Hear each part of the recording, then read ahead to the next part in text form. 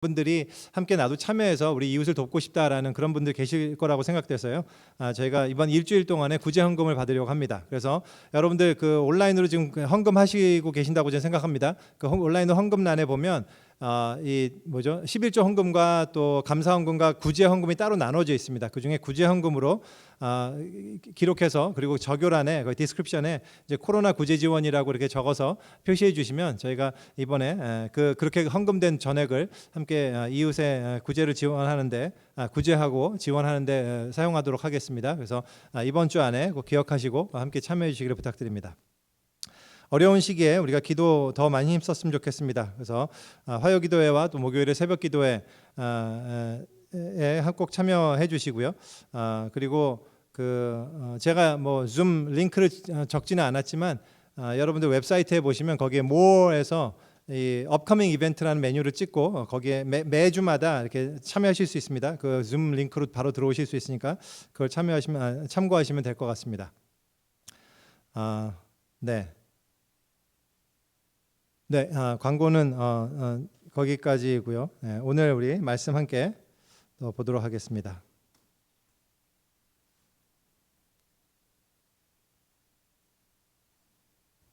예, 오늘 말씀 우리 예수님의 가족이라는 제목으로 우리 마가복음 10번째 시간 함께 가지려고 합니다. 본문은 마가복음 3장 20절부터 35절까지 말씀입니다. 제가 본문을 따로 실지는 않았는데요. 여러분들 앱이라든지 성경을 참조해서 우리 함께 읽었으면 좋겠습니다. 마가복음 3장 20절부터 35절까지 제가 읽도록 하겠습니다. 집에 들어가시니 무리가 다시 모임으로 식사할 겨를도 없는지라 예수의 친족들이 듣고 그를 붙들러 나오니 이는 그가 미쳤다 하밀러라.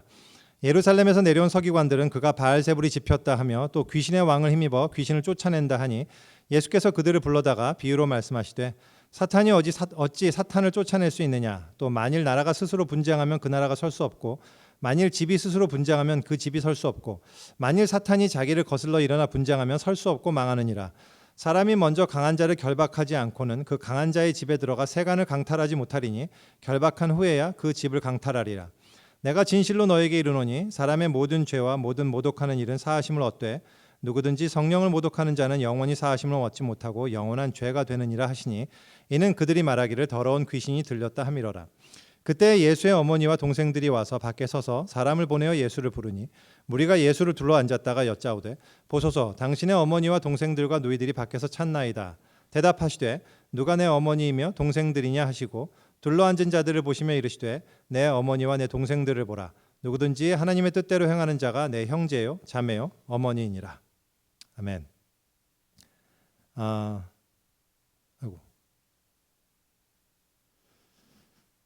1944년에요. 10월이 돼서 이제 독일의 2차 대전이 세계 대전에서 패망할 것이라는 사실이 거의 이제 분명해졌던 시기가 있습니다. 대단히 분명해졌습니다. 당시 독일군 지휘부가 할 수 있는 일들은 최대한 이제 전력을 아껴서 어떻게든 시간을 벌면서 그저 이제 지연전을 펼치는 게 그게 다였습니다. 독일군이 할 수 있었던.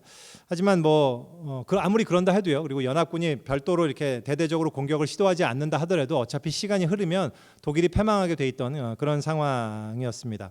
그래서 독일 입장에서는 가장 최선의 길은 이제 협상을 통해서 이제 종전을 하고 그 다음에 다시 경제를 추스리는데 힘을 모으는 것이 사실 독일이 할 수 있는 최고의 이제 해결책이라고 볼 수 있었는데요. 당시에 히틀러는 그럴 생각이 전혀 없었어요.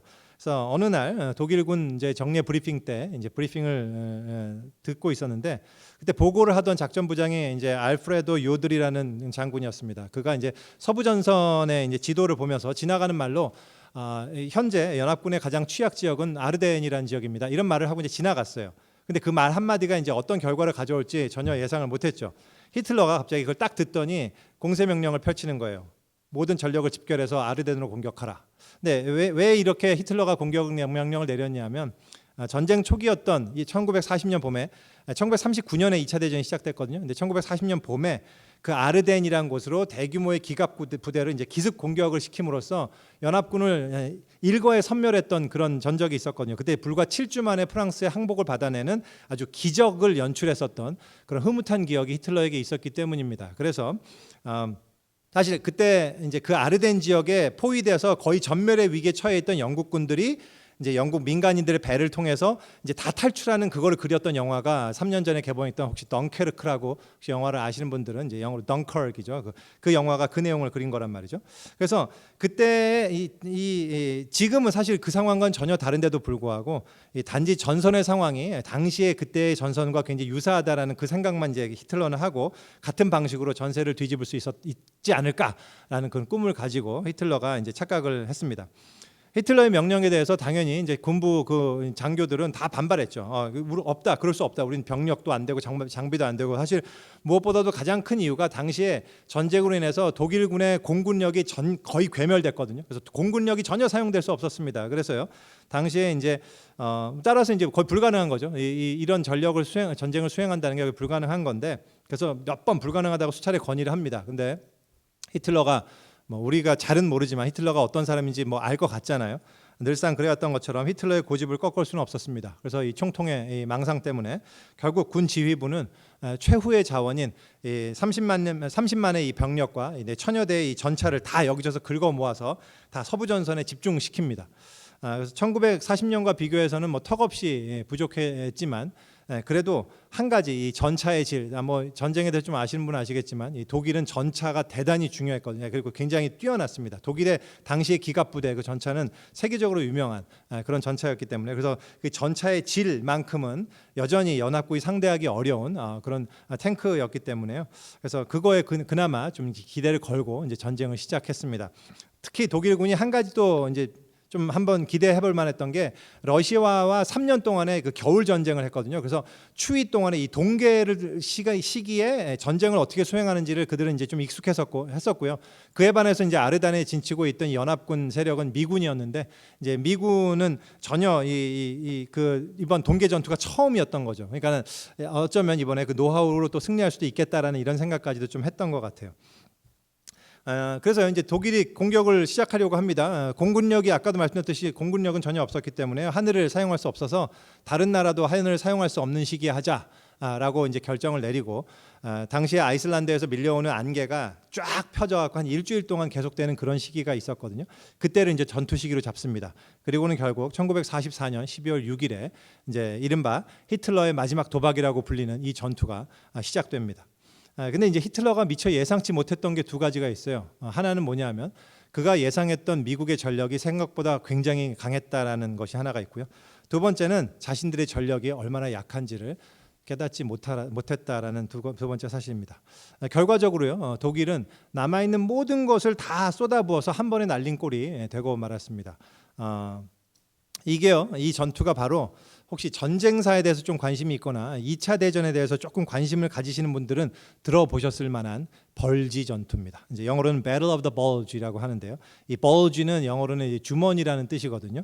그래서 독일의 진격에 의해서 서부 전선에서 그만큼을 독일이 삐죽하고 이제 그 아르덴 차지하려고 이렇게 막 공격하다 보니까 삐쭉 나오게 됐거든요. 그거를 그 지도를 보면서 미국인이 붙였던 이름이에요. 이 벌지. 그래서 이 벌지 전투 는 이제 그런 평가를 들어요. 연합군의 진격을 6주를 늦췄지만 독일의 패망은 6개월을 앞당겼다. 이렇게 이제 역사학자들이 평가할 정도로 아주 독일의 결정적인 패망의 원인이고, 또 잘못된 결정이라는 사실이 이제 증명된 어떤 그런 전쟁이었습니다.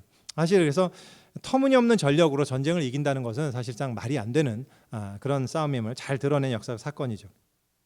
많은 분들 아시다시피 제가 원래 이제 영화도 좋아하고 또 특별히 전쟁 영화를 좀 좋아한다고 말씀드린 적이 있는데요.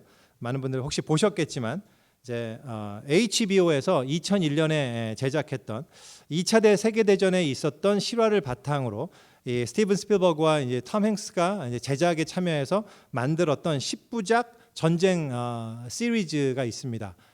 이름을 들어보셨겠지만 Band of Brothers라는 영화입니다. 그래서 내용은 미국 육군 제101 공수사단 제506 낙하산 보병연대 제2대대 제5중대, 그래서 그 5중대가 A, B, C, D, E의 이제 앞자를 따서 Easy Company라고 불리는 이지 중대가 어떤 활약을 펼쳤는지에 대해서 굉장히 세밀하게 잘 그린 아주 좋은 영화예요. 그거는 여러분들 한번 시간이 되시면 볼 수 있는 보시면 좋겠다고 생각되는 그런 영화입니다. 그들의 이제 그 이지 컴퍼니를 대상으로 그들이 처음에 참여했던 노르망디 상륙 작전부터 시작해서 조금 전에 제가 언급했던 그 벌지 전투, 그래서 바스토뉴 전투가 있거든요. 그래서 벌지 전투 등을 거쳐서 마지막에 그들이 이제 히틀러 별장까지 최종적으로 이제 점령하게 되는 그 실제 내용을 극화한 영화입니다. 근데 그 이 밴드 오브 브라더스를 보다 보면요, 그 안에 이제 그 전쟁이란 게 어떤 것인지 또 그 참상을 적나라하게 볼 수 있을 뿐만 아니라 특별히 그 전우회라는 것을 참 볼 수 있는 아주 좋은 굉장히 좋은 영화예요. 제가 이제 이 벌지 전투를 여러분들께 소개를 먼저 드렸던 이유는요, 이것이 예수님께서 오늘 말씀하시는 내용을 파악하는데 꽤 적절한 도움을 줄 수 있을 거라고 판단했기 때문입니다. 오늘 본문을 보면요, 예수님께서 귀신을 쫓아내고 또 수많은 병자들을 고치는 놀라운 사역을 하십니다. 그 사역에 대해서요, 예루살렘에서 내려온 서기관들이 뭐라고 이제 얘기를 하냐면, 예수가 귀신이 들렸다, 마귀 바알세불의 귀신의 왕 바알세불의 힘을 입어서 이제 귀신을 쫓아낸다, 어떤 이렇게 비난하고 대적을 했습니다.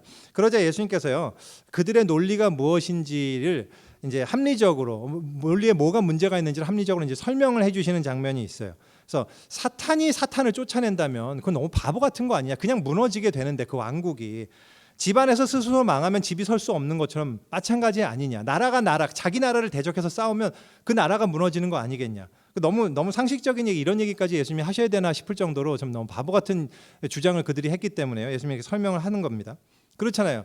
독일 나치가 벌지 전투에서 나치가 나치를 대상으로 막 공격한다고 생각해 보세요. 그것처럼 바보 같은 게 없지 않습니까? 그렇게 해서 망하는 게 아니지 않습니까? 그러니까 이게 말이 안 되잖아요. 아무도 그런 나라는 없습니다. 그렇죠? 근데 그러시면서요, 예수님께서 이런 얘기를 하시는 거예요. 27절입니다. 제가 다시 읽겠습니다. 사람이 먼저 강한 자를 결박하지 않고는 그 강한 자의 집에 들어가 세간을 강탈하지 못하리니 결박한 후에야 그 집을 강탈하리라. 지금 예수님은 마귀가 아니라 마귀를 대적해서 싸우는 존재로서 자신을 설명하시는 겁니다. 그래서 근데 중요한 포인트는 뭐냐면, 자기가 어떤 존재냐, 그 강한 마귀가 꼼짝을 하지 못할 정도로 예수님은 엄청나게 강한 그런 능력 있는, 그리고 그런 존재시라라는 사실을 지금 예수님께서 말씀하시고 계시는 거예요. 하나님을 대적하고 대항하는 귀신의 우두머리인 사탄이 제압당하는 하나님의 통치가 지금 예수 그리스도를 통해서 발생하고 있다라는 어떤 이 얘기를 지금 하시는 거란 말입니다. 여러분, 이 사실을 우리가 먼저 꼭 기억해야 됩니다. 이 세상을 통치하고 이 세상 영혼들을 지배하던 사탄이 예수 그리스도에 의해서 패망했다는 사실입니다. 마치 1944년에 이미 독일이 항복을 선언하기 훨씬 이전에 이미 연합군에 의해서 패망되어 있던 것과 마찬가지로 사탄은 이미 패망했습니다. 예수 그리스도는 승리하셨습니다. 왜냐하면 예수 그리스도께서 비교할 수 없을 정도로 강하신 분이기 때문입니다. 그럼에도 불구하고 오늘 우리 삶에는 여전히 불의와 고통과 고난과 불행이 발생할 수 있습니다. 왜냐하면 지금 상황은 벌지 전투와 비슷한 상황인 거거든요. 그렇다 해도 두려워하지 마십시오. 우리는 이미 사탄이 결박되어서 묶임당하고 쫓겨났다는 사실을 우리는 알고 있는 자들입니다. 악한 일들이 여전히 이 세상에서 기승하고 있고 마치 그것이 막 흥왕할 것처럼 보인다 할지라도 벌지 전투일 뿐입니다. 이미 끝난 게임에 대한 최후의 발악일 뿐이에요. 최종적으로 끝날 날이 얼마 남지 않았다는 사실을 우리가 함께 기억하기 원합니다. 우리는 여전히 지금 투쟁하는 시간 속에 있지만 동시에 이미 승리한 하나님 나라에 속한 백성임을 우리가 꼭 기억해야 됩니다. 근데요, 죄송합니다. 그런데 예루살렘에서 온 서기관들은요, 이러한 예수님을 귀신 들렸다고 여기고 예수님을 통해서 이루어지는 성령의 역사를 이제 마귀의 역사로 치부했단 말입니다. 그것을 예수님께서 아시고 그들에게 이제 설명을 해주시잖아요. 그리고 설명 뒤에 마지막으로 이렇게 덧붙이십니다. 28절과 29절입니다. 내가 진실로 너에게 이르노니 사람의 모든 죄와 모든 모독하는 일은 사하심을 얻되 누구든지 성령을 모독하는 자는 영원히 사하심을 얻지 못하고 영원한 죄가 되느니라 하시니. 먼저 그들에게요, 어떤 죄든 다 용서받을 수 있다라는 사실을 먼저 강조하세요. 이게 굉장히 중요해요. 지금 너희들의 죄조차도 다 용서받을 수 있다. 정말 다 용서받을 수 있다라는 이 말씀을 먼저 해주신다는 데 있어서 저는 뭐 뒤에도 말하겠지만 전 예수님의 마음이 뭔지를 아시겠습니까? 지금 예수님은 이 사람들 저주하려는 게 아닙니다. 예수님은 설명하고 있는 거예요. 그들이 마음을 돌이키도록. 한 가지 주의해야 된다. 지금 모든 죄는 다 용서받을 텐데 딱 한 가지는 주의해야 된다. 여기서 이제 그 유명한 성령 모독죄 혹은 성령 회방죄가 이제 등장하는데요.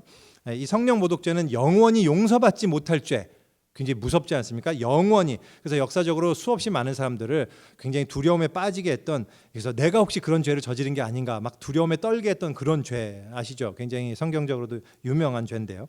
하지만 예수님의 초점은요, 그런 게 아니에요. 지금 예수님은 죄 중에는 아주 특별한 죄가 있는데 하나님이 특별하게 더 분노하시는 특정한 죄가 있으니까 너 그 실수로 그거 저지르지 않게 조심해라, 이런 얘기를 하시는 게 아니란 말입니다.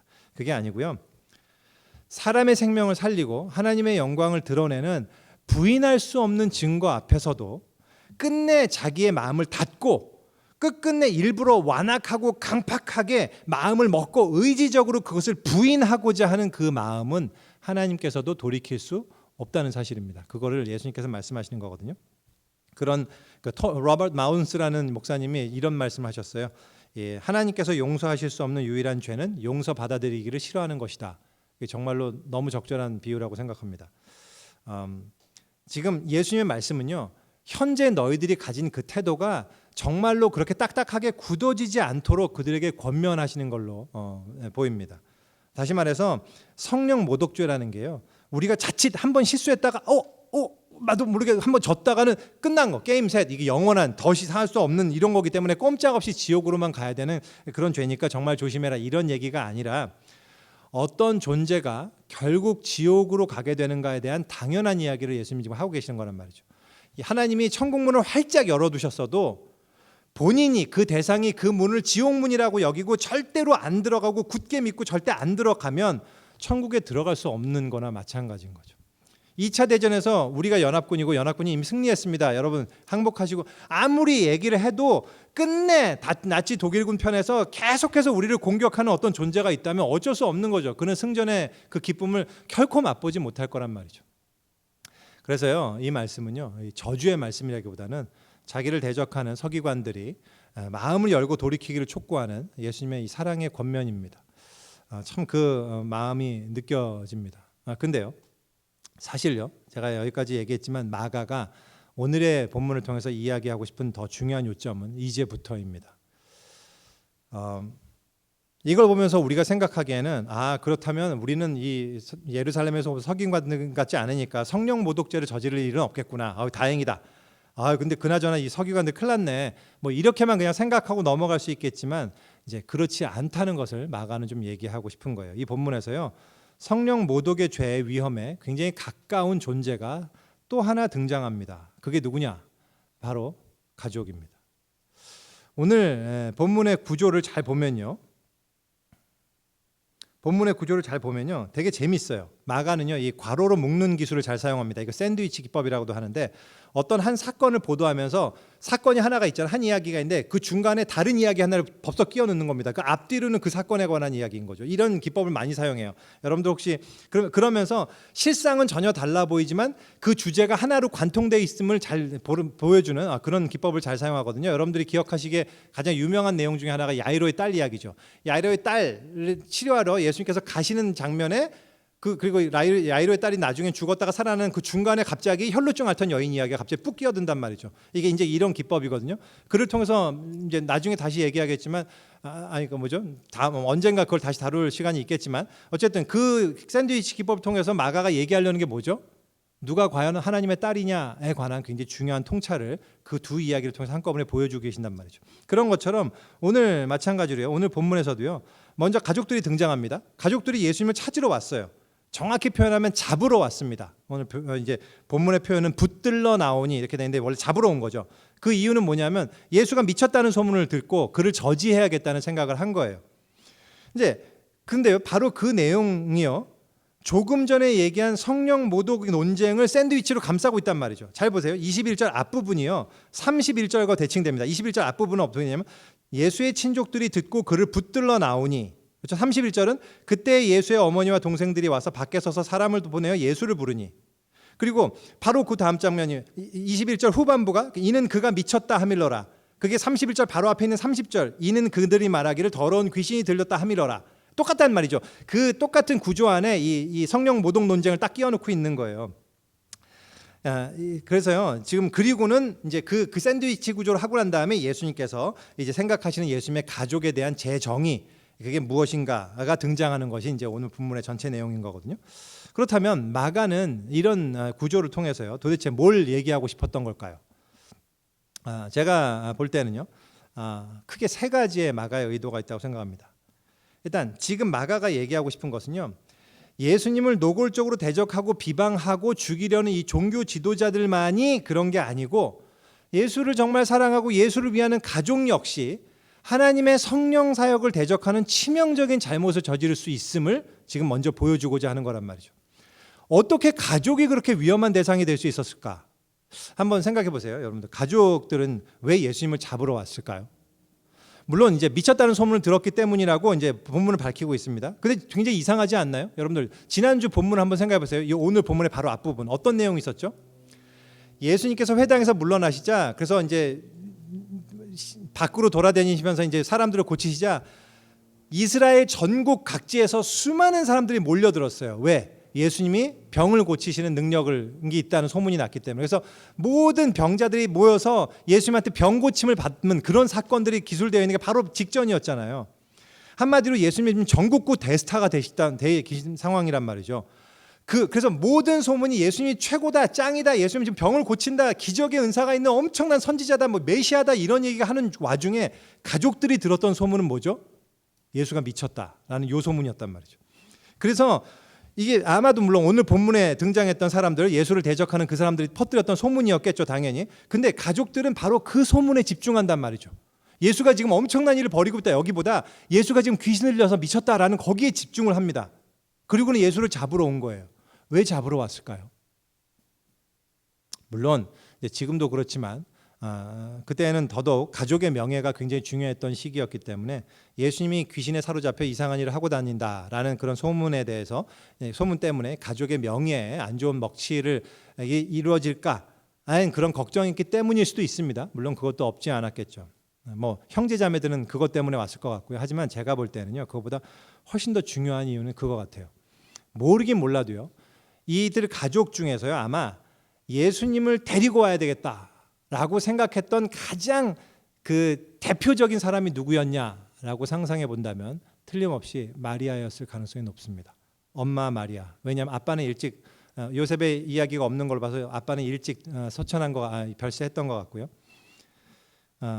왜 마리아가 그랬을 거라고 생각하냐면요, 마리아가 엄마이기 때문에 그렇습니다. 자기 아들인 예수를 보호하고자 하는 그 목적이 강했을 거란 말이죠. 지금 이대로 놔두면 사람들로부터 내 아들이 귀신 들렸다는 취급을 받고 돌을 맞아서 죽을지도 모르겠다, 큰일을 당할 수도 있지를 모르겠다라는 걱정과 염려가 앞섰던 거예요. 그래서 가족들을 다 데리고 이 아들을 데리고 와야겠다라는 생각을 해서 데리고 간 거죠. 아이러니컬하게도요, 바로 그 아들을 사랑하는 그 가족 애가 정작 예수님의 사역을 경시하고 하나님을 대적하는 그 위험을 지닐 수 있음을 오늘 마가는 이 이야기를 통해서 처음 강조하고 있는 거란 말입니다. 여러분들, 가족 있잖아요. 가족이 추구하는 거죠. 가족은 어떤 존재인가요? 가족은 너무나 중요한 사회의 기초 단위죠. 영국의 이제 유명한 소설가이자 문명 비평가였던 이제 H.G. 웰스라는 분이 있거든요. 이 웰스라는 분이 뭐라고 표현했냐면, 가족은 고달픈 인생의 안식처요, 큰 사람이 작아지고 작은 사람이 커지는 곳이라고 표현했어요. 너무 멋있잖아요. 시적으로도 고달픈 인생의 안식처, 그게 가족이죠, 그죠? 그게 가정입니다. 이 가정이야말로 소위 이제 장애 나간 엄마를 걱정하며 기다리는 아이가 기다리는 곳이고요, 자기의 아이들을 먹이고자 이 다리품 팔아가면서 여기저기 뛰는 아빠가 돌아오는 곳이 바로 가정이잖아요. 한 인간은요, 가족을 통해서 사랑이 뭔지를 알게 되고 관계가 무엇인지를 알게 되고 또한 내가 어떤 존재인지를 발견하게 되죠. 그래서 산다는 것이 무엇인지를 발견하게 되는데 가족은 굉장히 중요한 역할을 하는 아주 중요한 존재입니다. 그게 가족입니다. 가족이란 건 어떤 상황에도 나를 받아주고 내가 안식할 수 있는 최후의 보루죠, 그죠? 그래서 이 가족에 대한 아주 깊은 사랑, 이거는요, 가족만이 지닌 아주 독특한 강점이에요. 그런데요, 문제는 이 가족들만의 똘똘 뭉친 이 놀라운 사랑이 지극한 이기주의로 나갈 위험성이, 것이 가족애가 지닌 큰 함정이란 말입니다. 여러분들, 어머니의 사랑, 말만 들어도 너무 아름답죠. 어머니의 사랑, 엄마의 사랑에 비견될 수 있는 게 있을까요? 우리 마음을 따뜻하게 해주는 이 놀라운 표현, 엄마의 사랑. 하지만 그게요, 얼마나 추해질 수 있는가가요. 인간이 가진 이 사랑의 가족에 대한 한계예요. 어머니의 사랑은요, 그 자식에게는 너무 좋습니다. 너무 필요한 거고 너무 좋아요. 하지만 그 자식의 친구들이나 그 자식의 경쟁자들에게 있어서는 대단히 위험하죠. 그 엄마의 사랑이란 게 너무나 무서운 거예요. 그 봉준호 감독, 제가 원래 영화를 좋아해요. 오늘 영화 얘기를 자꾸 많이 하게 되네요. 영화를 좋아해서 원래부터 눈여겨보던 감독입니다. 아니나 다를까 이번에 다들 잘 아시다시피 기생충으로 전 세계를 아주 깜짝 놀라게 했죠. 전 세계적인 감독의 반열에 올랐는데 사실은 그 전부터 저는 봉준호 감독의 영화를 보면서 이 사람은 다르다라는 생각을 좀 했었어요. 그의 영화가 가진 강점은 딴 것보다도요, 다소 과장이 있을지 모르겠지만 인간의 현실이 지닌 그 모순과 딜레마를 아주 냉정하고 예리하게 파악하고 잘 보여주는 게 그 봉준호 감독의 이제 그 영화의 특징이었던 것 같아요. 이제 그가 2009년에 만들었던 영화 마더라는 영화가 있습니다. 제가 너무나 좋아하는 이제 기독교 배우인 우리 김혜자 선생님이 나오시는 영화라서 제가 특별히 더 좋아하는데요. 그 내용이 이제 스포일러지만 죄송합니다. 스포일러지만 좀 하겠습니다. 그 아들이요, 이제 원빈이 그 아들 역할을 하는데 도준이라는 이름의 아들이에요. 도준이가 지적으로 조금 모자란 문제가 있는 아들입니다. 근데요, 그 동네에 살인 사건이 발생돼요. 어떤 여학생이 죽어요. 돌을 맞고. 근데 그때 도준이가 살해 누명을 쓰게 됩니다.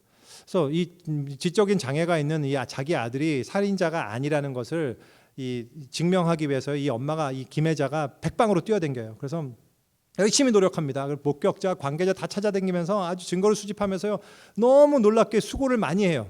그런데요, 그거를 수집하다가 결국 알게 됩니다. 알고 보니까 정말로 자기 아들이 죽였다는 사실을 알게 돼요. 그리고 그것을 목격한 유일한 목격자였던 어떤 사람이 있는데요, 그 사람의 집을 찾아갔을 때, 그걸 알게 됐을 때 그 사람을 이 엄마가 죽입니다. 그리고 그 집을, 비닐하우스에 살고 있는데 그걸 불태워 버리죠. 근데 그래서 증거는 하나도 안 남아요.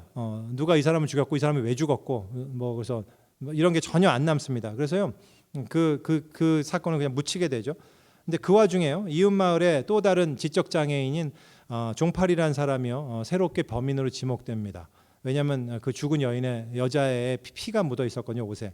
그래서 꼼짝없이 이 아이가 이제 잡혀 들어가요. 자기 아들은 무죄 석방이 되고, 이 김혜자의 아들 도준은 무죄 석방이 되고, 이 종팔이라는 애가 잡혀 들어갑니다. 이 엄마는 알죠. 자기 아들이 죽였다는 걸 이미 압니다. 근데요, 종팔이가 그 모든 죄를 뒤집어 쓰게 됩니다. 근데 거기서요, 그 김혜자가 그 종팔이라는 애를 굳이 그 면회를 찾아가요. 이제 찾아가서 면회 장소에서 종팔이에게 너 부모님은 계시니? 너는 엄마 없어? 라고 하면서 오열하는 장면이 있어요. 그 장면은 정말 압권입니다.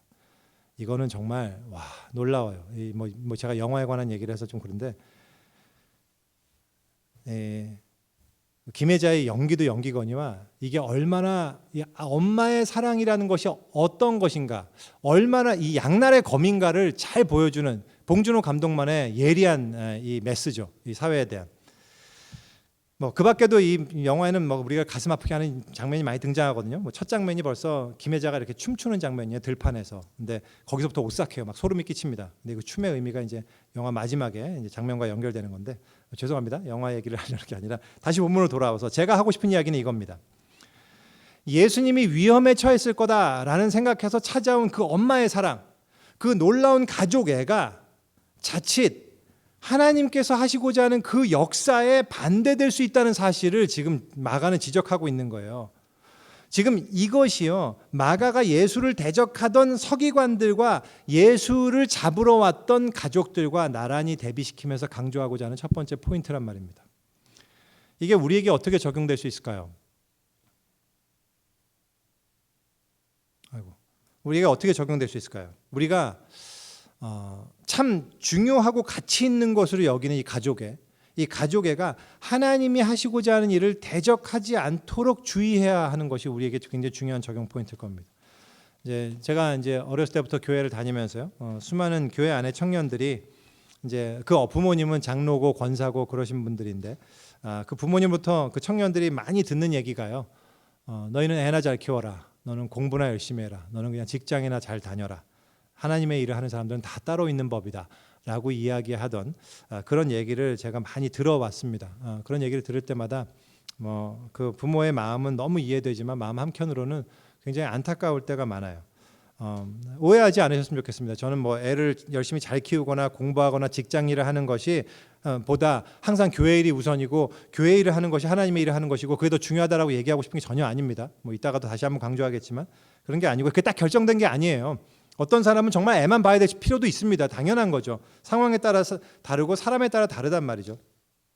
뭐 어떤 때는 뭐 또 어렸을 적에 교회에서는 그런 분들도 많이 봤어요. 가족에 대한 애정이 애당초 별로 없기 때문에 그냥 교회 일 핑계 대고 늘 이 가족도 잘 안 돌보는 그런 분들도 봤기 때문에요. 이게 딱 율법적으로 이거다라고 할 수 있는 게 전혀 아니겠죠. 하지만 제가 강조하고 싶은 게 이런 거예요. 너는 그저 애나 잘 키워라라는 그 말이 정말로 하나님의 뜻을 행하기 위해서 그렇게 하라는 조언이냐 아니냐에 대해서는 우리가 정말로 진지하게 고민을 해야 된다는 사실입니다.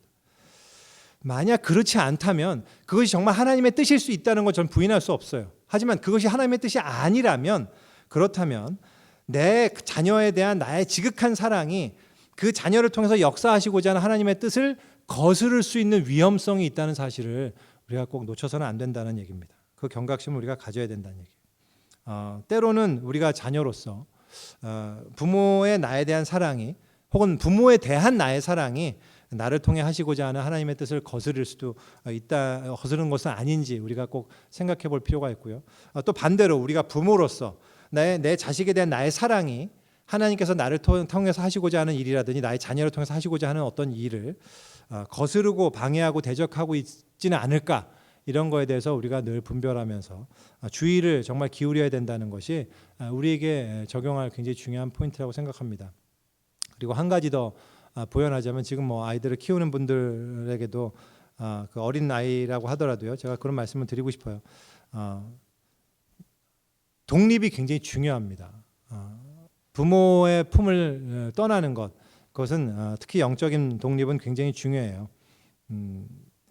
이거는 부모가 많이 신경을 써야 되는 한 파트라고 생각합니다. 자녀가 영적으로 독립할 수 있도록, 뭐 저도 그런 부분에서도 굉장히 부끄럽고 자신 없는 부분이 많이 있지만 그럼에도 불구하고 영적인 부분으로 자녀가 좋지 않은 결정을 내리든 좋은 결정을 내리든 어쨌든 부모의 영향 때문에 무언가가 조정되는 그런 일은 이제 가급적 빨리 성숙시켜야 됩니다. 제가 왜 이런 말씀을 드리냐면 예전에 이제 버클리에서 사역할 때 이제 침례를 받고 싶어하는 어떤 청년이 있었어요. 침례를 받겠습니다. 그래서 너무 축하하고 막, 근데 한 번은 그런 얘기를 하는 거예요. 엄마한테는 허락을 받고 받아야 될 것 같다고. 그래서 제가 그 친구랑 얘기를 하면서 물론 상황이 뭐 이해는 돼요. 아무래도 이제 여러 가지 어려운 가운데 또 부모님의 이 신앙이 워낙 색깔이 강하다 보니까 함부로 그랬다가는, 그래도 이제 또 경제적으로 부모에게 디펜던트 하니까 그런 상황들은 이해되지만 사실 그게 그 아이를 위해서 그렇게 건강한 것은 아닙니다. 여러분들의 아이들도 마찬가지고 그런 부분에 있어서 아이들이 엄마 아빠로부터 영적으로 독립할 수 있도록 해주는 것은 굉장히 중요하다는 생각이 들어요.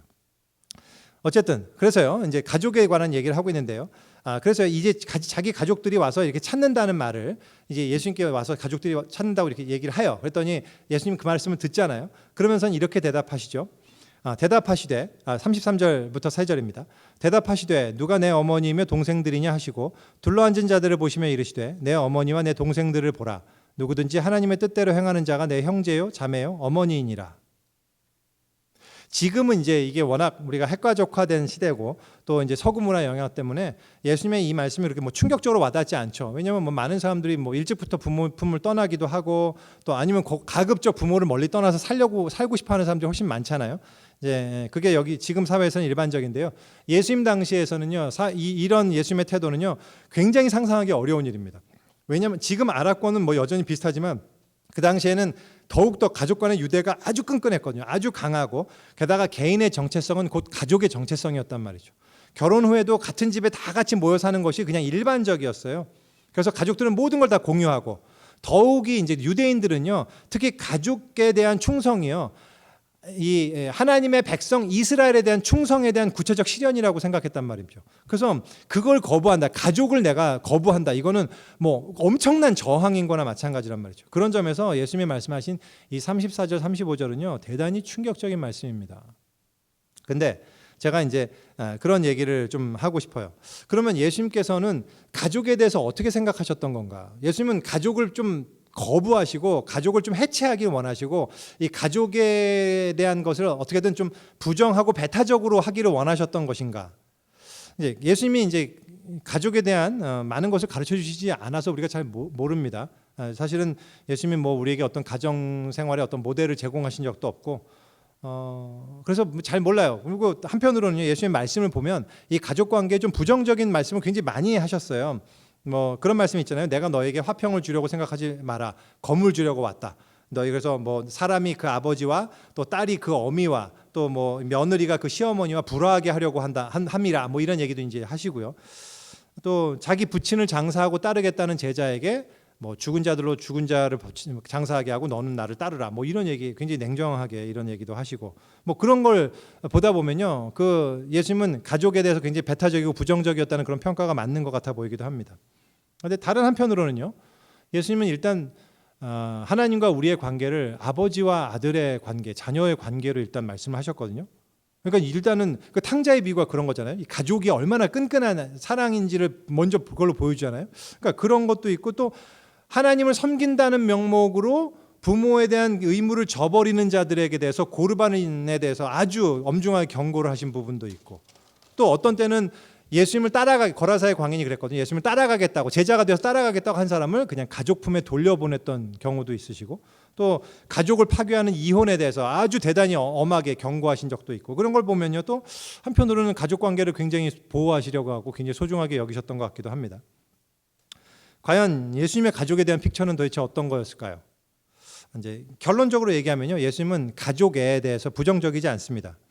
가족이 가지고 있는 그 아름다움, 그 가족의 사랑, 그걸 굉장히 소중히 여기셨고 그 가정을 상당히 소중히 여기셨어요. 가정이란 게 무의미하거나 불필요하다고 여기셨던 게 아니란 말이죠. 다만 중요한 것은 바로 그 가정, 즉 가족의 바운더리가 확 넓어지기를 원하셨던 것. 그게 예수님의 시각이었습니다. 그래서 예수님이요 가족을 재정의 하셨어요. 예수님이 말씀하신 거예요. 누구든지 하나님의 뜻대로 행하는 자가 내 가족이다. 그래서 가족에 대한 새로운 차원이 열리는 순간입니다. 이게 현현의 가족으로부터 하나님 나라의 가족으로 대전환을 일으키시는 거란 말이죠. 근데 이 세 가지 포인트가 있는데요. 예수님의 가족에 대한 재정의는 첫 번째 누구든지 예수님은 그 아름다운 가족의 사랑에서 어느 누구도 배제되지 않기를 원하셨어요. 그 사랑을 누구든지 그 예수님의 공동체 그리스도의 공동체에서 경험할 수 있기를 바라시는 마음이 있습니다. 이것이 그리스도인의 가정관이죠. 사실 여러분들 그리스도인의 결혼의 목표가 뭔지 아십니까? 사실 이게 뭐 이제 정말 이상적으로 잘 구현되기는 어려울지 몰라도 우리가 최소한 정답은 알아야 돼요. 그리스도인의 결혼의 목표는 가정의 친밀함의 섬, 그 아일랜드, 다른 모든 사람으로부터 도피해서 폐쇄된 자기들만의 어떤 애정의 장으로 만드는 게 그리스도인들의 결혼관이 아니란 말이죠. 그리스도인들의 결혼관은 인류를 위한 가정을 만드는 것, 그게 그리스도인의 결혼관이고 예수님이 바라보신 가정관이에요. 그래서요 특별히 누구든지라고 말씀하신 거는요 이 가족의 일원은요 자기의 선택에 의해서 누구든지 될 수가 있는 게 굉장히 놀라운 점입니다. 이게 놀라운 하나님의 축복인 거죠. 여러분들 혹시 이 생리적 가족관계는요 선택에 기초한 게 아니잖아요. 여러분들 중에 여러분들이 지금 태어난 가족 혹은 그 가정에 내가 원해서 태어나신 분 있습니까? 내가 골라서 하늘에서 저는 이 가정에 가겠습니다. 저는 정재호, 김승현 이 가정에서 태어나겠습니다. 이런 거 아니란 말이죠. 우리 태어나 봤더니 그냥 주어진 거예요. 나의 가족은 내가 그냥 어느 사람들의 아들, 딸로 태어나 있는 거죠. 나의 의자가 전혀 없단 말이죠. 근데 예수님의 가족은 그게 아니에요. 예수님의 가족은 내가 선택할 수 있어요. 내가 원하면 될 수 있단 말이죠. 여러분이 원하시면 그 가족이 될 수 있는 특권이 주어졌다는 사실입니다. 누구든지 어느 누구도 그 축복에서 배제되지 않는다는 굉장히 놀라운 축복의 말씀입니다. 근데요 누구든지 그러면 누가 어떤 걸 원할 때 두 번째가 하나님의 뜻대로 행하는 자입니다. 예수님의 가족이 되기 위해서 유일하게 요구되는 사항 딱 하나가 있어요. 그건 하나님의 뜻에 순종하는 거였어요. 근데 이거는 제가 뒤에 가서 다시 설명하겠습니다. 자, 세 번째, 그러면 내 가족이다, 내 형제요, 내 자매요, 내 어머니다, 이렇게 예수님께서 말씀하시는 거란 말이죠. 이거는요 여러분들 잘 아셔야 됩니다. 그냥 비유적 표현이 아니에요.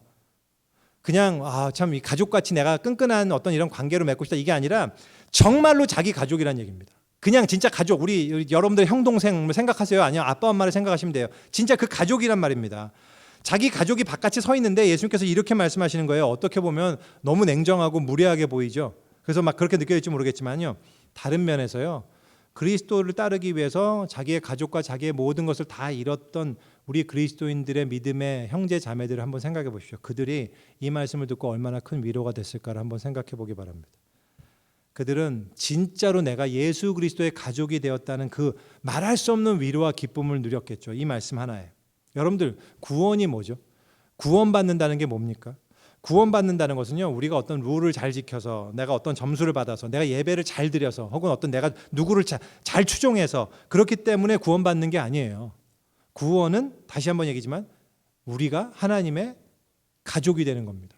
자녀가 되는 거예요. 예수 그리스도의 형제와 자매가 되는 거란 말이죠. 그걸 그냥 구원이라고 얘기하는 거란 말입니다. 하나님의 아버지의 자녀가 되는 것, 그게 구원이지 않습니까?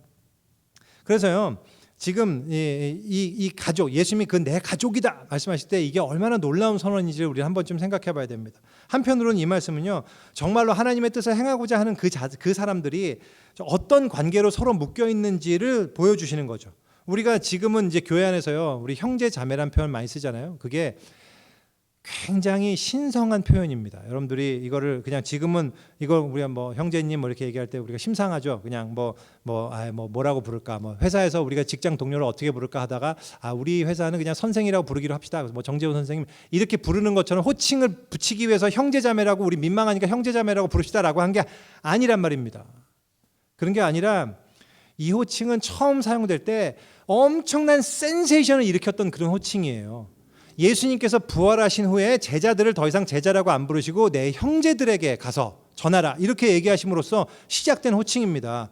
그래서 그리스도 안에서 그리스도로 말미암아 우리가 서로 정말로 형, 동생, 누나, 언니가 되었다라는 이 놀라운 선포, 그게 바로 형제 자매 의 관계가 되었다는 거거든요. 그래서 이 그리스도인들은 부부 사이에서도 혹은 부모와 자식 사이에서도 형제 자매라고 부르기를 정말 기뻐했단 말입니다. 왜냐하면 그게 정말 가슴 벅찬 자기의 정체성이었기 때문에 그래요. 그게 초대 교회 로마 시대의 초대 교인들의 그 모습이었거든요. 그래서 로마인들은 전혀 이해를 못했죠. 그래서 뭐라고 비난했습니까? 기독교인들을 근친상간한다고 비난하고 막 저주했단 말이죠. 정말 이상한 사람들이다. 왜냐면 갑자기 부부가 형제자매라 그러니까 형제자매가 결혼했네? 이렇게 생각하니까. 그 정도로 이 형제자매가 되었다는 것은 엄청난 축복이라는 것을 우리가 한번 좀 생각해 봐야 됩니다.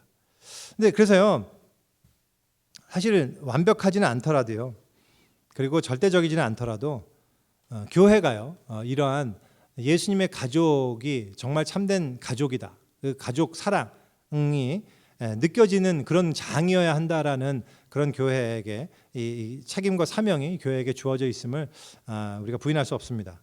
사람들이 교회 안에 들어와서 교회를 통해서 예수 그리스도의 가족에 대한 사랑을 경험할 수 있도록 우리가 교회 공동체를 참 소중히 가꾸는 것이 굉장히 중요해요. 가정에서 경험하는 바로 그 용납하는 사랑, 환대하는 사랑, 그것을 교회에서 받을 수 있어야 됩니다. 교회는 이 확장된 가족으로서의 기능을 상실해서는 안 됩니다. 하지만 제가 얘기하고 싶은 거는요, 이 중요한 포인트를 놓치면 안 돼요. 지금 교회가 하나님의 가족으로서의 어떤 친밀감과 사랑을 경험할 수 있는 장이 되어야 된다, 이런 말씀을 드리고는 있지만, 이 초점이요, 단순히 교회가 훨씬 더 나이스해지고 더 친절하고 더욱 사랑이 넘치고 더욱 가족같이 서로의 어떤 희생하고 나누는 어떤 이런 분위기가 되어야 된다라는 그 현상에 제가 초점을 두려고 하는 것은 아닙니다. 오늘 본문에 예수님께서 말씀하시는 이 가족의 초점은요, 우리가 얼마나 잘 돌보는가에 관한 초점이라기보다는 초점이 어디에 있냐면 하나님 뜻대로 행하는가에 있단 말입니다. 하나님의 뜻대로 행하는 자가 내 가족이다 라는 그 말씀의 뜻이 어떤 거냐, 예수님은 이 가족이란 것이요, 공동의 목표와 사명을 함께 공유함으로써 그럼으로써 서로 사랑과 의존의 띠로 묶여있는 존재라는 사실을 예수님께서 지금 말씀하시고 계시는 거예요. 제가 예전에 감명 깊게 읽었던 그 어떤 글이었는데 그 장면 하나가 뭐냐면 이제 콜린 파월이라는 분 아시죠? 이제 콜린 파월이 전 미 합참의장이었는데요. 이분이 이 참전했던 전쟁에서 이 전쟁을 치르기 전날에 이제 모든 부대원들을 모아두고 이렇게 같이 얘기하는 그런 시간에 어떤 소대원이었던 흑인 병사와 나눈 얘기를 적었던 글이에요. 제가 그걸 봤을 때 굉장히 감동했는데 그게 뭐냐면 그가 이제 사령관이었습니다 당시에. 그래서 전 군인들을 도열하고 사기를 북돋다가 흑인 병사에게 이렇게 물었습니다. 두렵지 않은가? 그랬더니 그 흑인 병사가 이렇게 말했다고 합니다. 저는 두렵지 않습니다. 제가 두렵지 않는 이유는 제가 가족과 같이 있다는 사실 때문입니다. 그러면서 자기의 어깨를 이 백인과 흑인과 황인으로 구성되어 있는 자기 부대원들을 향해서 딱 돌이키면서 그들을 가리키면서 이렇게 덧붙였다고 합니다. 저들이 나의 가족입니다. 우리는 서로를 책임지고 돌봐줄 것입니다. 지금 마가가요, 가족에 대한 이야기를 사탄을 제압하고 패망시키는 더 강한 존재인 예수 그리스도에 대한 이야기를 언급함과 동시에 함께 묶어서 이야기하는 중요한 두 번째 목적이 거기에 있다고 생각합니다. 중요한 것은요, 지금이 전쟁 중이라는 사실이에요. 이미 강력한 군사력을 가진 이 연합군의 승리가 확실한 상황임에도 불구하고 나치 독일군이 끝까지 발악했던 벌지 전투와 마찬가지로 이미 예수님의 이 강력함으로 말미암아 사탄은 결정적으로 패망했음에도 불구하고 아직은 이 땅에서 사탄이 최후의 발악이 끝나지 않은 전투의 장이에요. 우리는 모두 그 전투에 인발부되어 있는 전우들이란 말이죠. 우리 모두가 이 전투에 인발부되어 있다는 이 사실을 인식하고 이 공통의 목표를 향해, 그리고 그 공통의 목표가 가장 우선될 수밖에 없음을 인식하고 그 전투에 임하는 자들이 바로 전우의 그 가족임을 느낄 수 있음을 지금 마가는 이 이야기를 통해서 다시 한번 우리한테 이야기하고 있다고 볼 수 있습니다. 아까 제가 그 벌지 전투 언급하면서요, 그때 참전했던 이 이지 컴퍼니 중대의 모습을 그린 영화가 밴드 오브 브라더스라고 제가 말씀을 드렸잖아요. 그냥 제가 영화 한 편 소개해 드리려고 말씀드렸던 게 아니라 그 제목이 밴드 오브 브라더스입니다. 이게 정말로 통찰력 있는 제목이란 말이죠. 예수님의 가족은 밴드 오브 브라더스예요. 같은 전쟁에 참여해 있는 전우들이 함께 묶여 있는 이 밴드, 공통의 목적을 향해서 이 전투, 영적 전투에서 사령관이신 예수 그리스도가 이미 승리하셨지만 여전히 최후의 발악이 아직 남아있는 이 벌지 전투 같은 데서 우리가 함께 밴드 오브 브라더스로 함께 나가는 것이 바로 그게 예수님의 가족이자 또한 교회의 정체성이기도 하기 때문입니다. 아까도 언급했지만 예수님은 가족을 불화하게 하려고 오셨다는 말씀도 하시고, 또 나보다 배우자나 형제나 부모나 자식이나 전토를 더 그런 소유를 더 사랑하는 자는 하나님 나라에 합당치 않다, 뭐 이런 말씀도 하셨습니다. 단순히 예수님이 쟤보다 나를 더 사랑해야 돼, 나보다 쟤 더 사랑하면 안 돼라고 이렇게 얘기하시는 그런 얘기를 하시는 게 아니란 말이죠. 지금 이 말씀은 전투 상황이라는 걸 전제로 할 때 가장 이해할 수 있는 말씀이에요. 예수님의 지금 도전은 뭐냐면 내가 느끼는 가장 큰 소속감이 뭐냐는 겁니다. 가족, 사회적 지위, 어떤 클럽 혹은 부족 혹은 민족 혹은 인종 혹은 오랜 우정, 아니면 정치적 색깔, 어떤 정치적 당, 이런 소속감도, 어떤 소속감도 예수께 대한 충성, 지금 전투 상황에서 우리 사령과에 대한 일치 단결해서 지금 이 승리하고자 하는 어떤 그 공유된 목적, 그 사명감, 그것에 따른 소속감보다 우선할 수 없다라는 사실을 예수님 말씀하시는 거란 말이죠. 왜냐하면 내가 지금 이 전투에 있으면서 이 전투에 소속되어 있다는 소속감보다도 더 중요시하는 다른 소속감이 있다면 그 사람은 이 전쟁을 수행한다는 것이 불가능하기 때문입니다. 그 전쟁 수행이 불가능하다라는 것을 예수님이 말씀하시고 계신 것뿐이에요.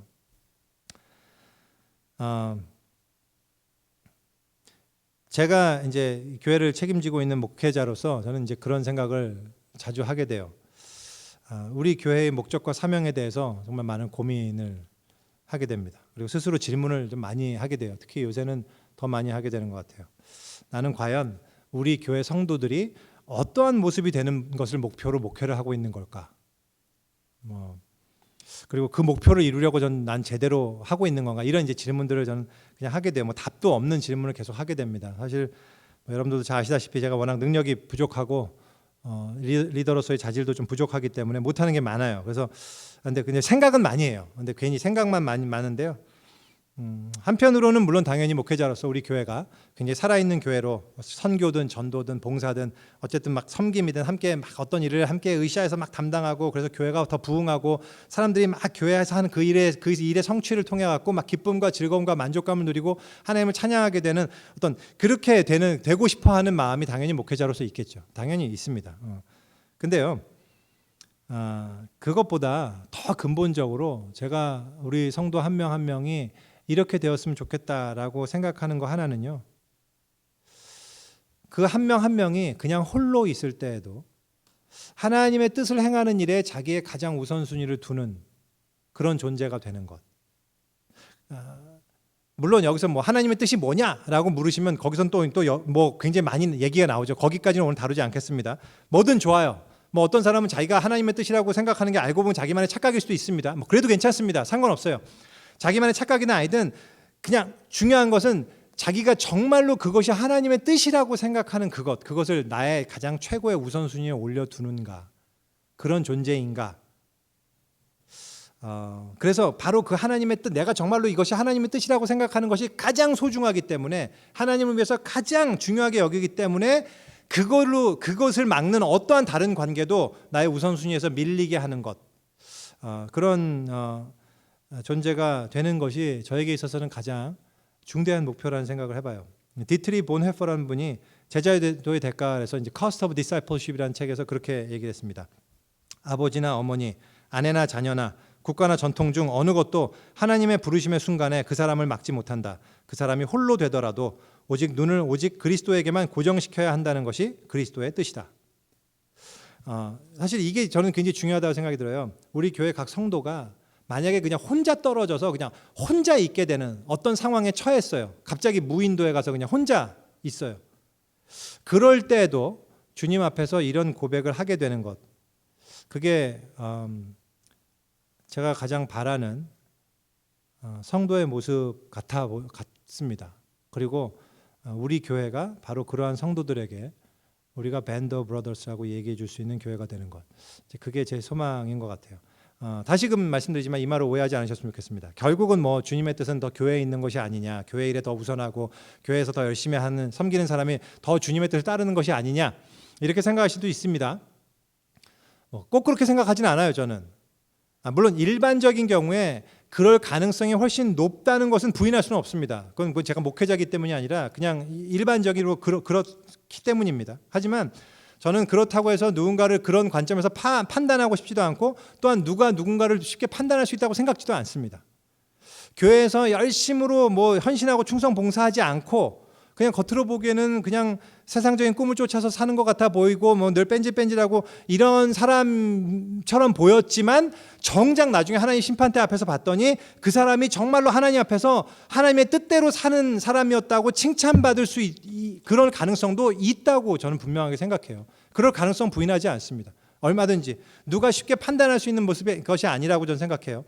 다만 제가 다시 한번 말씀드리지만 이게 교회 일이건 아니건 여러분들의 일상에서 어느 분야에서든 뭘 하든 간에 중요한 것은 정말로 이것이 하나님의 뜻이 가장 중요하다라는 생각을 가지고 하느냐, 저는 거기에 있단 말입니다.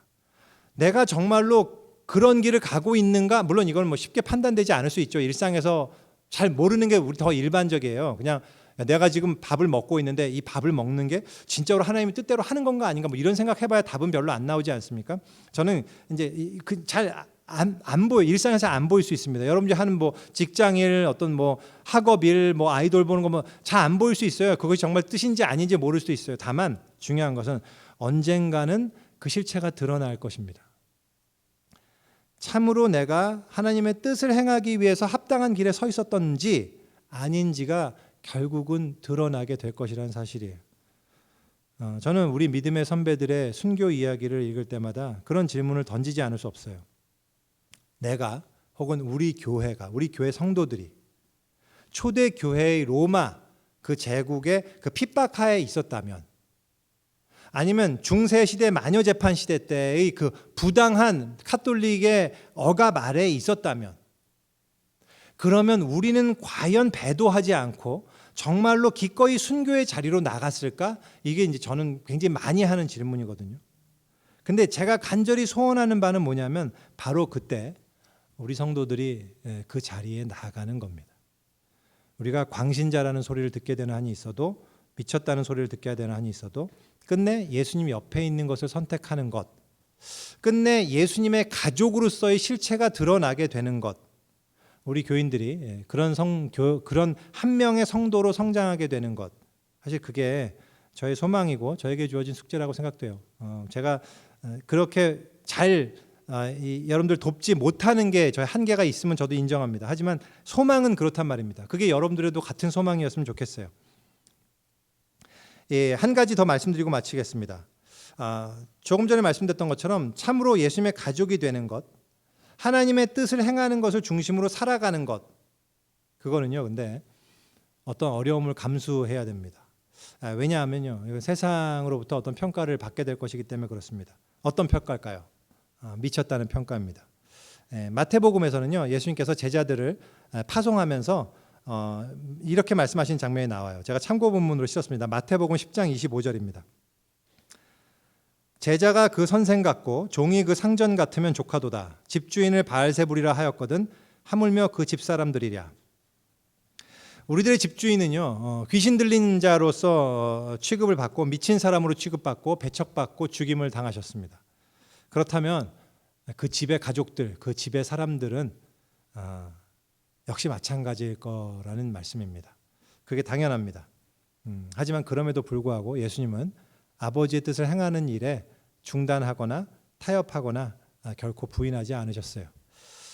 마가가 지금 마귀 들렸다고 취급받으시는 이 내용을 예수님께서 재정의하신 가족과 함께 언급하는 또 하나의 중요한 목적이 바로 여기에 그 세 번째 목적이 여기 있다고 생각합니다. 바로 예수님의 가족들이 이 세상에서 받게 될 평가와 고난을 미리 알게 하시고 이 사실을 통해서 위로를 받게 하시려는 그 목적이 있다고 저는 믿습니다. 마가는 예수님의 가족들에게 그렇게 격려하는 거예요. 그런 취급을 받다 하더라도 두려워하지 마라. 예수님은 이미 승리하셨다. 그 예수님께 꼭 붙어 있어라. 제가 우리 믿음의 선배들 가운데서요, 끝까지 이 예수님의 가족으로서 하나님의 뜻대로 행하는 일에 있어서 핍박과 위협과 죽음에 타협하지 않고 끝까지 충성의 길을 간 위대한 형제들이 굉장히 많이 있습니다. 위대한 우리 믿음의 선배님들이 굉장히 많이 있는데요. 그 중에 한 분을 소개하고 마치려고 합니다. 이 중세 로마 캐톨릭은 참으로 이 기독교가 이 타락의 절정을 구가했던 그런 시기였어요. 특별히 당시는 성직자들이 엄청난 부와 특권을 누리던 시기였습니다. 그 당시의 특징 중 하나가 뭐냐면 평신도가 함부로 성경을 읽을 수 없었다는 사실이에요. 그래서 성경은 오직 성직자들의 전유물이었습니다. 이들이 아주 특권을 가지고, 물론 처음에 그렇게 하려고 했던 취지는 좋은 취지였어요. 교회가 정통으로 인정하지 않는 자의적인 해석과 그걸 통한 미혹, 그런 걸 막겠다는 취지로 이제 아무나에게 막 성경을 그냥 하면은 틀림없이 이단들로 미혹되는 일들이 많아질 거다라는 생각에 이런 이 제도를 먼저 시작했던 것으로 보입니다. 하지만 문제는 그 선한 목적이 다 역사가 흘러오면서 상실되고요. 인간들의 자신의 탐욕과 그 권력을 유지하기 위한 그런 비열한 술수로 이제 전락한 거죠. 그래서 일반 신자들이 성경을 보지 못하는 그런 의도로 그냥 왜곡돼 버린 겁니다. 이러한 현실에 가슴 아파하던 사람들이 꽤 있었습니다. 그래서 이걸 처음으로 여기에 반기를 들고 성경을 영어로 번역하고자 했던 분이 영국의 굉장히 유명한 존 위클리프라는 분이에요. 이분이 그래서 라틴어 성경을 최초로 영어로 번역했던 최초의 분입니다. 그리고 이분이 사실은 1300년대 초반대 분인데요. 종교개혁의 불씨를 지폈죠. 이분으로 말미암아 나중에 이제 100년, 200년 후에 이제 종교개혁이 일어났던 그 굉장히 선구자적인 분인데요. 근데 그때 그분이 라틴어 성경을 영어 성경으로 바꿨지만 이 당시 인쇄 기술의 한계로 많은 사람들이 그 영어 성경을 접하지 못합니다. 그리고는 계속해서 100년 더 이어서 결국은 로마 카톨릭이 계속 지배하는 그런 체제로 사람들이 성경 하나님의 말씀을 듣지 못하고 읽지 못한 채로 계속 흘러오게 됩니다. 근데 이 존 위클리프의 사상은요, 100년 후에 윌리엄 틴들이라는 이 사람에게 큰 영향을 줘요. 윌리엄 틴들이라는 사람은 이제 틴데일이라고 불리기도 하는데 영어 발음은 그냥 틴들이기 때문에 틴들이라고 하겠습니다. 이 윌리엄 틴들은요, 어려서부터 이 외국어에 엄청나게 큰 은사가 있었다고 합니다. 그래서 영어 외에도 라틴어, 이태리어, 프랑스어, 독일어, 그리고 특별히 히브리어와 헬라어 이 원어에 아주 이 특출한 그런 능력을 가지고 있었다고 해요. 이분이 이제 옥스퍼드 대학 대학을 다니던 때 회심을 경험하게 되는데요. 그 후에는 이제 학문적 목적으로 자기가 읽던 이 성경을 읽다가 거기서 아주 그 말씀에 자신이 흠뻑 빠지는 걸 경험하게 됩니다. 그리고는 이분이 그때 하나님의 뜻을 깨달아요. 내가 해야 될 일은 성경에 번역하는 것이다.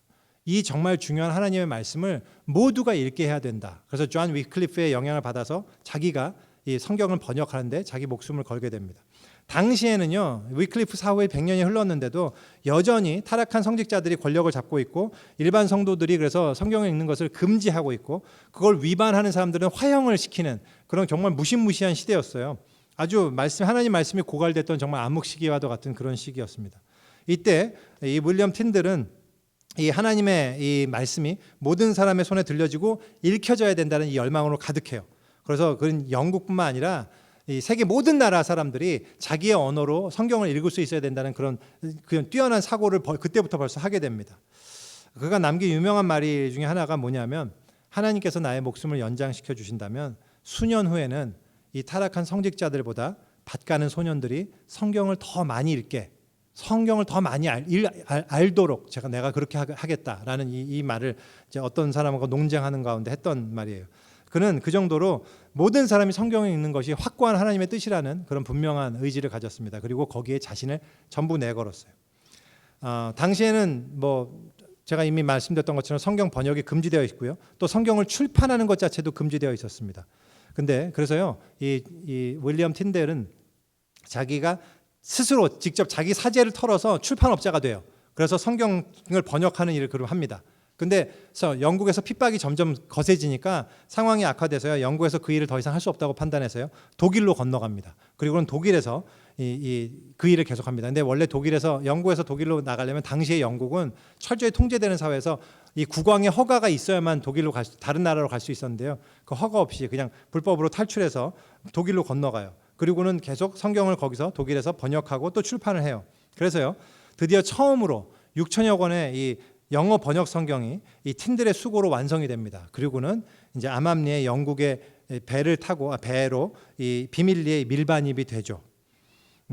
그리고 이제 여러 우여곡절이 굉장히 많은데요. 다 중간 생략하고요. 시간 관계상 좌우간 그의 그 목숨을 건 수고로 인해서요, 영국에 그 영어 성경이 보급되기 시작한 거예요. 그리고 그 영국 백성들 가운데서요, 그 성경을 읽은 사람들로 인해서 결국 훗날에 영적 대각성이 이제 일으키게 된 거란 말입니다. 그 씨앗은 훗날에 이제 영국 교회가 크게 개혁되는데 엄청난 역사를 가져오게 된 겁니다. 그 씨앗이 바로 이 틴들의 영어 번역 성경이었습니다. 근데요, 이 틴들의 번역 성경이 읽혀지던 시기에요.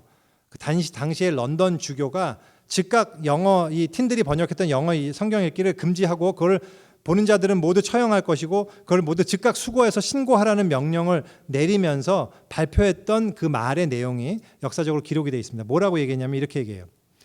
이 런던 주교의 말입니다. 여러 믿을 만한 사람들로부터 수집된 정보와 분명한 증거를 통하여 볼 때 진리와 카톨릭 신앙에서 벗어나서 극심한 악의 눈이 벌어있는 사악한 자들이 신약 성경을 영어로 번역하였다. 그 번역본은 아주 해로운 독약을 품고서 우리 런던 교구의 상당수 사람들에게 퍼지고 있다. 그것은 의심할 여지 없이 우리에게 맡겨진 양떼들에게 치명적인 독과 이단으로 해를 미칠 것이다. 여러분, 어디서 많이 들어본 비난 같지 않습니까? 예수님이 받으셨던 그 비난과 모독과 대단히 유사해요. 참 믿음의 선배들은요, 정말로 예수님의 가족으로서 정말 동일한 그런 평가를 받고 대접을 받았습니다. 결국 윌리엄 틴들은요, 그 틴들에게 분노를 품고 그를 잡고자 했던 영국 주교와 성직자들 그리고 정치가들에 의해서요, 결국 잡히게 됩니다. 동료의 배신을 통해서 이제 잡히게 되거든요. 그리고는 결국 성경을 번역했다는 그 죄목으로 이 빌보드라는 성에 갇히게 됩니다. 그리고 그가 갇혀 있던 1년 6개월 동안에요, 그가 한 일이 있어요. 그게 뭘 했냐면 자기가 마저 다 번역하지 못했던 구약 성경을 번역하는 일이었어요. 그는 마지막 순간까지 모든 하나님의 말씀을 모든 영혼에게 전파해야 된다는 그 사명으로 가득했어요. 하지만 그 뜻을 다 이루지 못하고 결국 1536년 10월 6일에 그는 이제 왕명을 받은 당국자들에 의해서요, 교수형을 당하고 화형에 처해집니다. 그때 그의 나이가 42세였습니다. 그는 정말로 모든 사람들이 하나님 말씀을 읽게 하는데요, 자기의 생명을 대가로 지불했어요. 여러분, 우리가 읽고 있는 이 성경들이 있잖아요. 이 성경은 정말로 피 묻은 성경임을 기억해야 됩니다. 틴들뿐만 아니라 우리가 이렇게 성경을 마음껏 정말 읽을 수 있기까지에는요, 수많은 예수님의 가족, 우리의 형제 자매들, 우리 가족들이 피를 흘렸다는 사실을 우리가 잊어서는 안 돼요. 근데요, 이 윌리엄 틴들이 교수형과 화형을 같이 당하기 전에 마지막으로 남긴 말이 하나 있습니다. 그게 그 사람이 했던 마지막 기도였거든요. 근데 그의 기도는 짧은 외침이었습니다. 그게 뭐냐면 주여 영국 왕의 눈을 열어주소서였습니다. 주여 영국 왕의 눈을 열어주소서. 그게 그가 마지막 남겼던 기도이자 유언이었어요. 여러분, 놀라운 사실이 하나 있습니다. 그의 기도와 순교가 헛되지 않았어요. 그가 화형에 처해진 지 2년 후에요, 결국 모든 사람들이 영어 성경을 가지고 있다, 틴들의 영어 성경을 가지고 있다는 것에 이 충격을 받은 영국의 헨리 8세가요, 각 교회 교구에 영어로 된 성경을 비치하라는 그런 명령을 내리게 됩니다. 그래서 수많은 영어 성경이 계속 번역되고 틴들로 인해 갖고 모든 사람들이 영어 성경을 읽을 수 있는 그런 날이 왔고요. 그리고 중요한 것은 그 틴들이 죽은 지 75년 후에 1611년 영국 왕 제임스 1세에 의해서 한 영어 성경이 번역되어 나오게 됩니다. 그것이 바로 한동안 전 세계의 부흥의 이 불길의 중심에 쓰여진 킹 제임스 버전, 소위 한국말로는 흠정역이라고 부르는 영어 성경입니다. 참으로 영국 왕의 눈이 75년 만에 떠진 거였단 말이죠. 제가 강조하고 싶은 것은 이것입니다. 예수님이 이미 승리하셨습니다. 예수님의 그 강력한 능력으로 말미암아 사탄은 패망했고 이미 묶임당하고 결박당해서 죽임당하게 되었다는 사실입니다. 그 사실을 알기 때문에, 그 사실을 믿기 때문에 어떤 상황 속에서도 어떤 불이익과 고난이 있을지라도 그리스도의 말씀에 순종하고 하나님의 뜻대로 행하고자 하는 자들, 그들이 바로 예수님의 가족입니다. 그리고 그들의 그 순종으로 말미암아 예수님의 승리하심이 이 땅에, 이 세상에 더욱 분명하게 드러나게 되는 것, 그것이 하나님의 역사입니다. 이 윌리엄 틴들의 마지막 기도 역시 결국은 예수의 승리에 관한 하나님의 우리 믿음의 선배의 외침이었다고 생각합니다. 그리고 그 외침의 기도를 통해서 하나님께서 당신의 승리를 드러내셨다고 저는 믿습니다. 정리하겠습니다. 마가는요, 오늘 이야기를 통해서 예수님이 영적 전투에서 사탄을 결박하고 패망시킨 하나님의 강력한 능력이라는 사실을 강조하고 있어요. 그리고 이 이야기를 가족에 대한 이야기와 연결시키면서 마가는 세 가지 포인트를 우리에게 말해주고 있습니다. 첫 번째, 우리의 혈연적 가족에 대한 그 깊은 사랑과 동시에 그 협소한 사랑이 오히려 하나님의 놀라운 역사, 그 영적 전투를 대적하는 위험 요소가 될 수 있다는 사실을 경고하는 것, 그게 첫 번째 의도이고, 두 번째는요, 우리가 예수님의 가족이라는 이 사실은 이 영적 전투에 함께 참여한 전우로서 가장 중요한 공통의 목적, 하나님의 뜻에 순종하고자 하는 바로 그 뜻을 가지고 서로 사랑하고 돌보고 보호하는 밴드 오브 브러더스라는 사실을 일깨우는 것이며, 세 번째는 그 예수님, 우리의 가족의 대표 되시는 예수님께서 어떤 대우를 받으셨는지를 보여줌으로써 예수님이 사랑하시는 그 예수님의 가족들 또한 이 세상에서 어떤 취급을 받고 어떤 반대에 받게 될지, 그리고 설사 그렇게 된다 하더라도 그 반대에 직면하게 된다 하더라도 포기하지 말고 낙심하지 말 것을 격려하고자 하는 것, 이것이 마가가 오늘 본문을 통해서 우리에게 이야기하고자 했던 중요한 세 가지 메시지라고 생각합니다. 우리는 이 예수 그리스도의 가족으로 부름받은 자들입니다. 이 자리에 있는 모든 예배자 한 명 한 명이 우리의 아버지 앞에서, 또한 우리의 어머니와 형제들과 자매들 앞에서 부끄럽지 않은 가족의 일원이 되기를 이 시간 간절히 소원합니다. 우리 기도하겠습니다.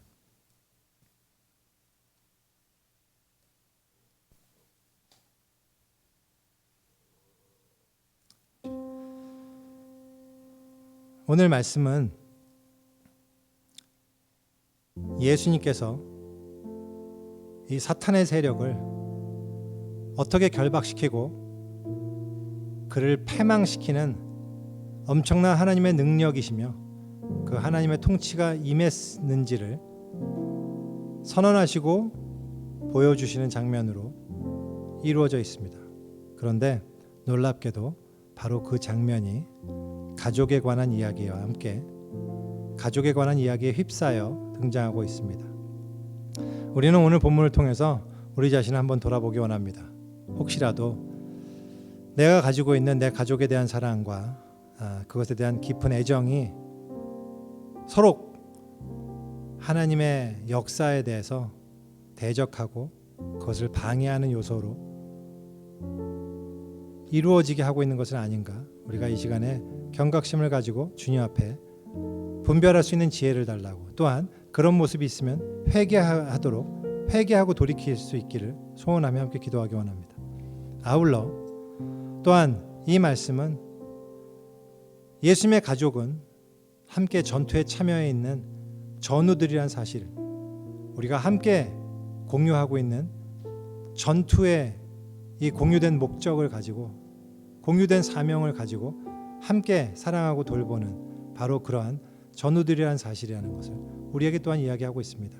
우리가 이런 영적 전투에 함께 참여한 자로서 이 전투 가운데서 혹시라도 쓰러져 있을 전우들을 우리가 일으키고 다시 격려하고 함께 나아가기 위해서 이들을 사랑하고 돌보는 일에 얼마나 힘쓰고 있는지 다시 한번 생각하며 우리가 또한 기도하기 원합니다. 아울러 세 번째로 우리가 이 세상에서 예수님의 가족으로서 예수님이 받으셨던 대우와 동일한 그런 조롱과 대적과 비난을 받으신다 하더라도 우리가 이 시간 낙심하지 않고 포기하지 않고 끝까지 예수님 편에 서서 예수님께서 말씀하신 바 하나님의 뜻대로 행하는 그 일을 위해서 우리가 최선을 다하기를, 또한 그 일을 내 삶의 가장 중요한 우선순위로 삼기를 우리가 소원하며 헌신하는 그런 기도하기 원합니다. 우리 함께 기도하겠습니다.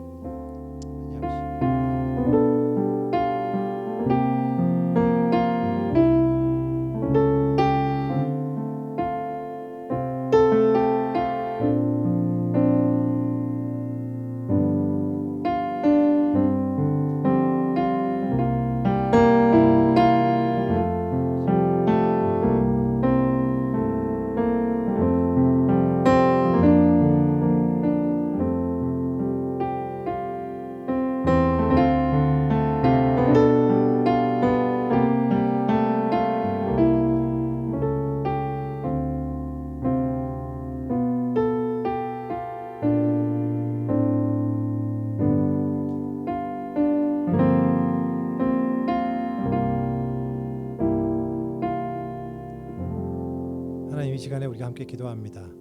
우리 모든 예배자를 놀랍게도 우리 예수님의 가족으로 삼아주심에 감사드립니다. 하나님 아버지, 우리가 참으로 예수 그리스도로 말미암아 가족된 자들로서 함께 영적 전투에 참여해 있는 전우들로서 이 하나님